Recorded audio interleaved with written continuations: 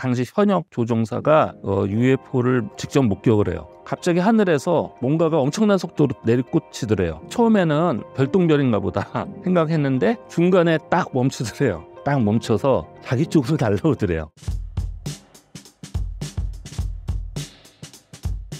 네, 안녕하세요. 저 우석대학교에서 전기전자공학부 교수로 일하고 있는 맹성렬입니다.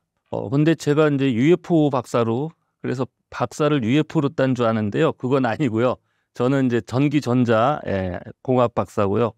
이렇게 뵙게 돼서 아주 반갑습니다. 국내에서도 UFO 출현 관련 사례가 있을까요? 국내 사례, 특히 공군에서 있었던 사례는 저만큼 깊숙이 관여한 사람이 없을 거예요. 전 세계에서 제가 유일하게 그쪽의 전문가라고 할 수 있죠. 제가 이제 UFO에 관심을 갖고 같이 관심 있는 사람들 모아서 동호회 형태로 시작을 했거든요. 그때가 1990년 정도. 한국 UFO 연구협회라고. 근데 명칭은 거창하지만 뭐 한 10대 명 모여서 그냥 진짜 거의 민간인들 모여서 이제 이렇게 시작한 거고요.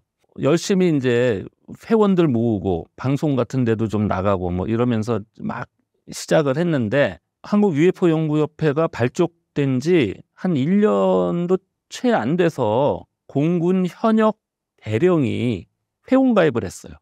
너무 놀라웠죠. 왜냐면은 이게 완전히 순수 민간단체이기 때문에 전혀 예상치 못했어요. 그러니까 현역 공군 대령이 회원으로 가입한다는 거는 처음에는 황당했는데 도대체 왜 여기를 가입했는지 이제 궁금해서 조심스럽게 물어봤더니 그분 말씀이 우리나라뿐만 아니라 전 세계적으로도 굉장히 흔치 않은 그런 UFO 사건을 직접 조사했던 사람이라고 자기 그걸 밝혀요. 그러니까 목격자가 아니라 자기가 이제 그걸 조사를 했다는 거예요. 그러면서 이제 이 얘기를 하나 해줬어요. 그게 뭐냐면은 1980년도 봄에 요즘도 우리 미국하고 합동훈련 하잖아요. 그 당시에 이제 합동훈련을 했다고 해요. 그래서 그분이 근무하고 있던 곳은 대구 공항이었고요. 대구에 이제 공군 기지죠. 거기에 정보장교로 있었다고 그러셔요. 근데 어느 날 팀 스피리트 훈련이라는 한미 합동 훈련을 하기 위해서 대구에서 이륙해서 휴전선 쪽으로 가서 그 근처에서 이제 훈련을 이제 같이 하는데 그거 하러 가다가 갑자기 UFO를 목격을 해서 근데 UFO가 아마 북쪽에서 이렇게 남쪽으로 내려오는 거를 다시 쫓아서 같이 내려와서 그걸 이제 본인들은 UFO를 추적해서 관찰까지 했다라고 주장하는 황당한 제보를 받고 자기가 직접 조사를 했다. 그런 이제 아주 놀라운 얘기를 해줘요. 역시 이제 편대 비행 보면은 기본 단위가 비행기 2대더라고요.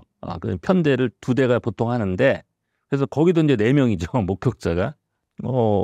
근데 마침 그 편대에 공군 기지의 부사령관급, 그러니까 굉장히 높은 사람이 편대장으로 타고 있었고요. 나중에 그건 임병선 소장으로 예편하셨는데 그분이 거기 있었어요. 근데 부사령관이니까 상당한 재량권이 있었나 봐요.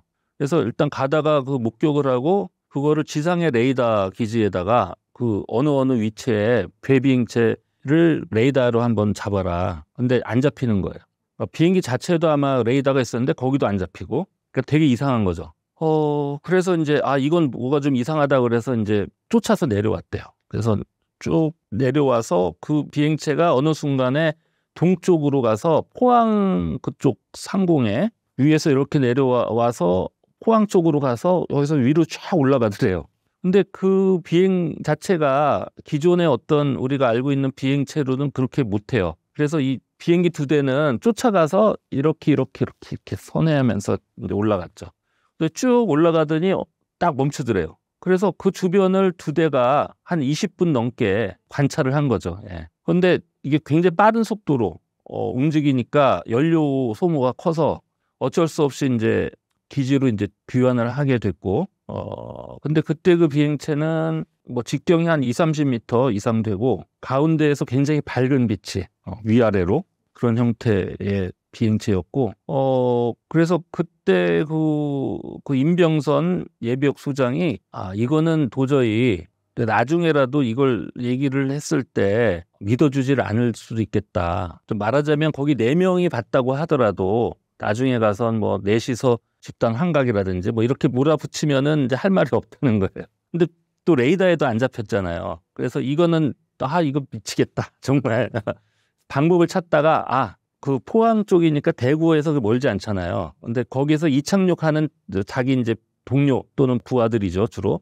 한테 연락을 해서 어느 쪽 방향에 어디에 굉장히 밝은 불빛 보고 있냐 확인을 시켰다고 해요. 그래서 이제 증인들이 더 많은 거죠.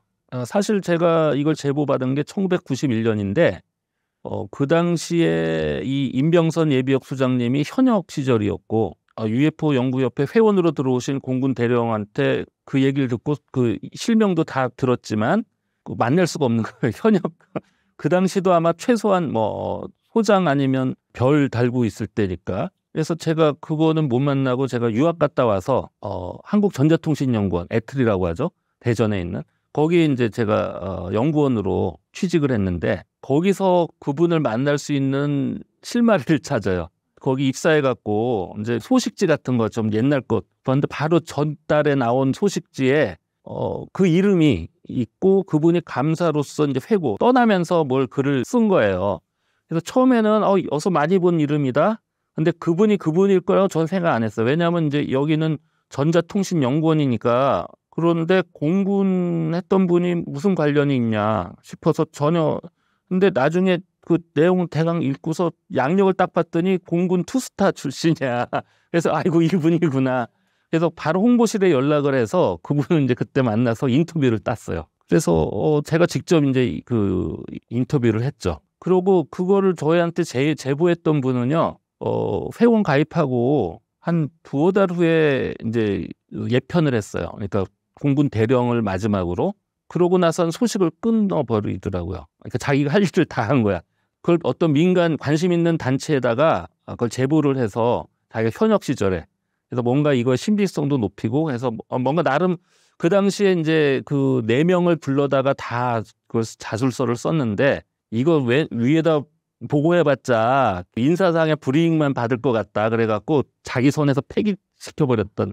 그래서 그게 계속 마음에 한 귀퉁이에 남아있다가 예편하기 직전에 어디다가 이걸 얘기를 해서 뭔가 역사에 남도록 이거 조치를 한 거죠. 그래서 실제 그렇게 됐고요. 그런 사건이 있었고 또 하나 중요한 사건을 1995년인데 제가 UFO 신드롬이라는 그때 책을 냈어요. 그러고 나서 제가 그때 9월에 이제 영국으로 유학을 가게 되는데 근데 유학 가기 직전에 문화일보에 있는 그 김선규 기자님이라고 그분이 UFO 사진을 찍은 거예요. 그때 유명했죠. 그러니까 가을 스케치 나가서 추석에 쓸 그 사진 그걸로 이제 그 노부부가 고추를 이렇게 터는 그런 거를 사진을 담았는데 보통 그거 찍을 적에는 표정 변화를 좋은 걸 골라야 되니까 연사로 찍죠. 그러니까 쫙 찍었는데 얼굴 표정이 가장 자연스러운 거를 하나 골라갖고 처리를 이제 하는데 보니까 뭐가 이상한 게 하늘에 뭐가 이렇게 묻어서 나와서 원판에 뭐가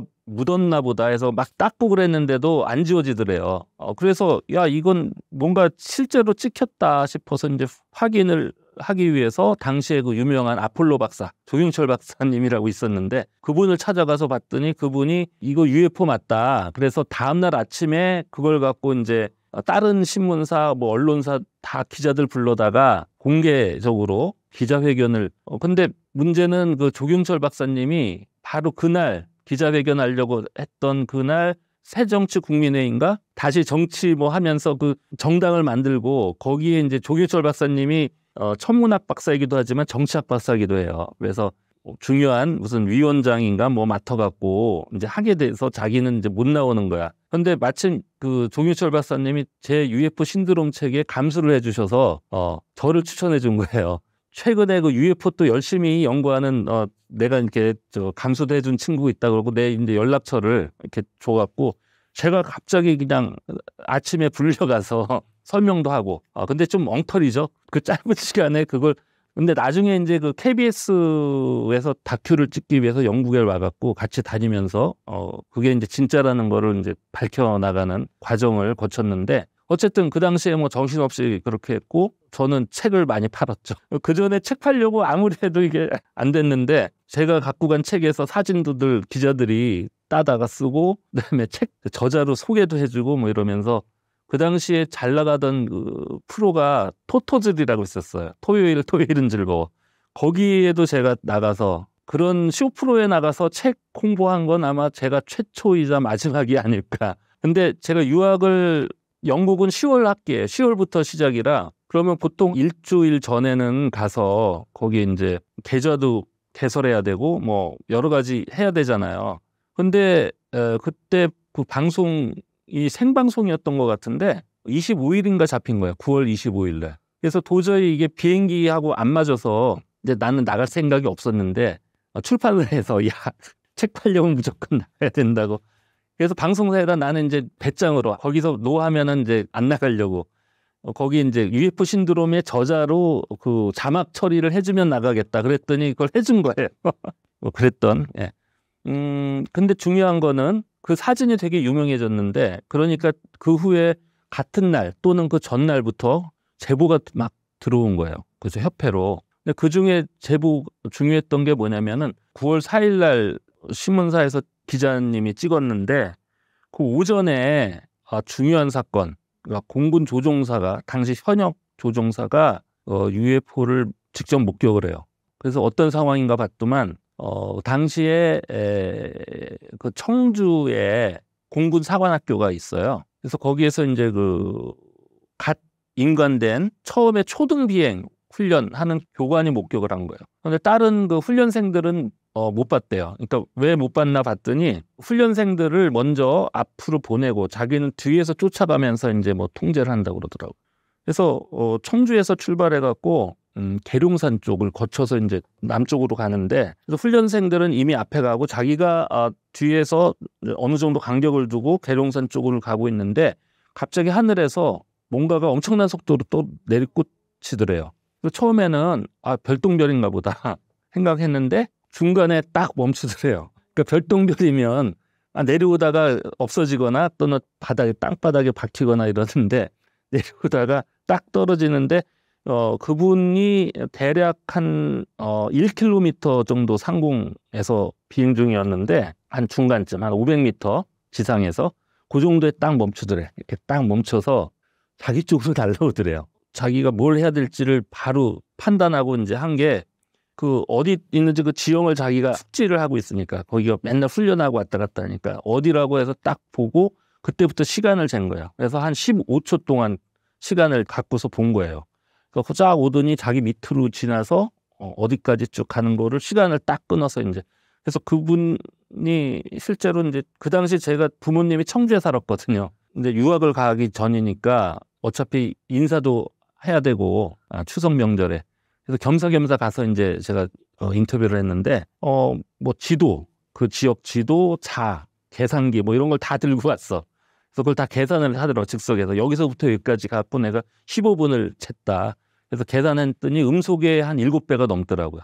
근데 그분이 하는 얘기가 자기 지나갈 때 이제 봤더니 동그랗고 납작하고 밑에가 팽이처럼 돼 있는 그런 형태야. 그리고 직경은 한 3, 4m 그 정도 추정이 되고 그래서 자기 밑으로 지나갔는데 자기는 굉장히 놀란 게 상식적으로 비행체라면 그 뾰족한 쪽, 그 유선형이라고 그러죠. 거기가 이제 앞으로 해서 공기를 이렇게 갈라가면서 가는 게 맞는데 팽이 같은 게 휙 지나가더래요. 그것도 엄청나게 빠른 속도로. 거기에 되게 황당했다.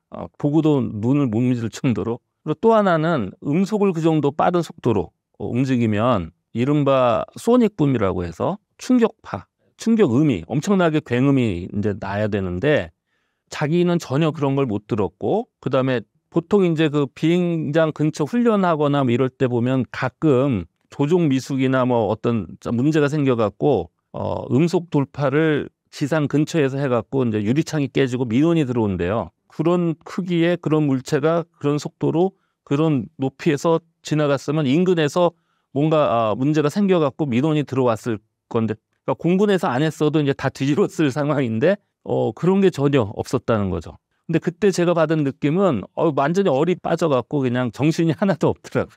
근데 그 당시는 정신이 없어서 뭐 할 얘기 안 할 얘기 많이 하고 그다음에 제가 이거를 좀 매스컴에 알려도 될까요? 했을 때 반응이 뭐 알리든 말든 좀 그랬는데 나중에 가서는 이제 그게 제정신이 들고 나서는 그게 안 알려졌으면 좋겠다 싶었나 본데 나중에 제가 유학 시절에 잠깐 한국에 들어갔을 때 이제 그 월간조선인가 신동아인가하고 이제 거기다 글을 제가 쓴 적이 있는데 그 얘기를 썼어요. 근데 이름을 감춰서 했는데 그거를 그때 담당했던 기자님이 실명을 안 내도 좋은데 기자 입장에서는 그게 진짜인지 아닌지를 알아야 되니까 실명을 자기한테는 알려달라고 해서 알려줬더만 나중에 기자 실명을 내버렸어.